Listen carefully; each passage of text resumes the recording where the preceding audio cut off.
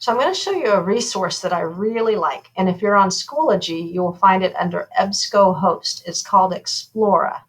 And so I have a split screen so you can also see that it is over here, Explora. So when you're on Schoology, click on EBSCOhost, and then it's going to work its magic, and hopefully you won't have to log in.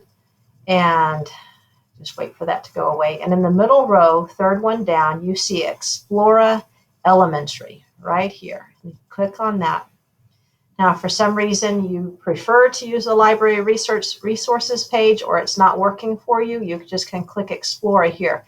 It is part of EBSCO, but one thing I've noticed is the EBSCO ebooks are included in Explora. So if you just want the ebooks, you can go right here, but I think just clicking on the Explora is the way to go. I'm going to click on that. I'm going to maximize this page right here.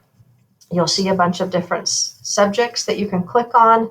But, you know, when I'm searching, I just like to search my topic word, my keyword search, and I'm going to put in stars here. Otherwise, I have to, find it through science or whatever and click through a bunch of different things.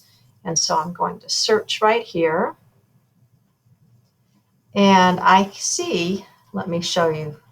Now, you can't see this because it's minimized, but this little tab right here up on the top left, if I show the left column, I click on that and it lets me refine this. Because right now we have over 149,000 articles or things to look through that. That's way too many. So let me show you how you can review this. But before, let me just tell you, Explora is always going to start off with a topic overview. It just does. And so that's a good place to start with your topic, just looking at this.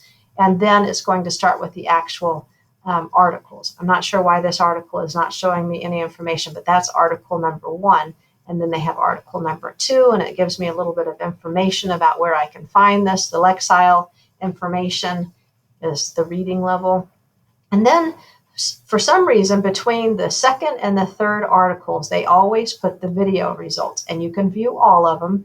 All the video results are right here, over 2,000. You can click on these and watch these video things as well, little video clips. And so let's see, if I wanted to narrow this down, let me show you how I would do it looking for a search. I really like looking at encyclopedia articles, so I would select that.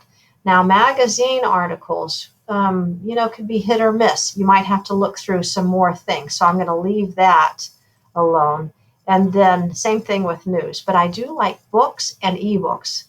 And so I'm going to select those 2 items as well. All right, let me only do one at a time. So books and ebooks.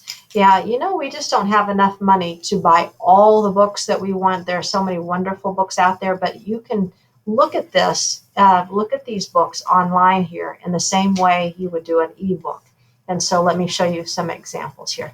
Now we have over 1,000 results. You can also say, you know what, I don't want articles that are going to be, 30 years old. So you can narrow this down by saying, let me just have articles that are in the last 10 years or whatever timeline you want. And then you include that, and it still narrows it down even more. Okay, and let's see. When I'm looking at these, I actually like to know the Lexile levels here. If you're in 5th grade, then something that you want to keep in mind is a good reading article or book for you would be around 700 to 1,000, give or take on either side. So this would definitely be something that 5th graders, 4th graders, 5th graders could read. And I think Lexile 3rd grade is like 500. And so that's, even good for 2nd graders. And this 700 would be perfect. And so if I wanted to look at this book right here, I could click on PDF. I like to click on PDF, and that's going to show me the entire book. I can read this cover to cover and get some good information. Or on the left-hand side, I can click over here and say, oh, what am I curious about? What do I need to know? A Star is Born. I can click to that page, or I could just scroll and find it here.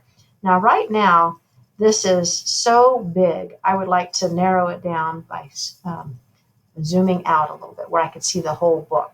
And then I could turn the pages like this and just read it page by page, or like I said, clicking on something and it'll take me right there and I can read that. Now, let me just say that if you are interested in one of these articles, you will find a button that says Cite. And this is what you use for Noodle tools. You can copy and paste into, if you're not using Noodle tools, into whatever document you're using. And so typically we find the MLA style, but guess what? It's not here, and this is probably confusing. So if you just grab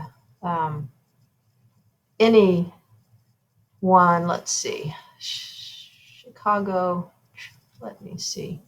I really don't see the one that I typically like using, but I would just highlight one of these, and it's, make sure it includes, well, I'm not even going to worry about that. Usually you do have the approved citing. So I'm not going to worry about that right now. Oh, here it is. I just didn't go far enough. I was thinking that was a little bit strange. So MLA is what I typically use. MLA is what Round Rock uses. And so if you grab the wrong one, guess what? It's not a big deal. So I can copy and paste that and put it right into Noodle Tools or put it into whatever document. Okay, I hope that helps. I hope you explore this one because it's really a great resource.